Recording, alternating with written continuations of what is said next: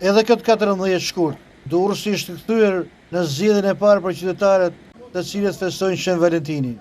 Mjediset festive fillojnë që nga dyqanet e luleve, ku trëndafila dhe karafilat me ngjyrën e kuqe të ndezur përbëjnë simbolin e përjetshëm të dashurisë dhe që mbushin mjediset festive të qytetit. Zemrat e ideuara me këto lule të mrekullueshme janë monumentet festive ambulante që nuk flasin për madhështi, por për ngërësi dhe dashuri njerëzore, për të cilën bota e trazuar sot ka nevojë më shumë se kurrë. Nga dyqanet e luleve dhe pikat e rrugëve që përbëjnë një infrastrukturë sa më aktive në shërbim të adhuruesve të kësaj feste, qytetarët derdhen më pas drejt Bregdetit, një sfond i përjetshëm dashurie për drursakët, të cilët nuk mund ta konceptojnë këtë festë pa ngjyrat e ndezura të luleve, si dhe sfondin me hapësirën e pafundme të brigjeve detare, ku Shën Valentini sikur merr më shumë frymëmarrje.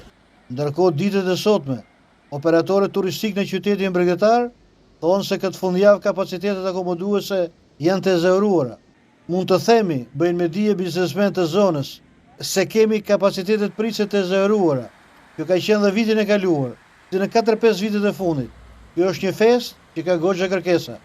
Interes kanë treguar jo vetëm vizitorë nga qytete të ndryshme të Shqipërisë, pasi nuk mungojnë as dhe turistët e huaj, të cilët këtë vit kanë pasur një bum të vërtet pranotimesh.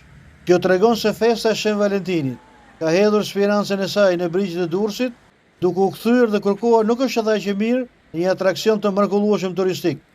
Vizitorët janë tërhequr dhe nga ofertat e njësive të akomodimit, ndërsa nuk mungojnë as programet e dedikuara për këtë festë.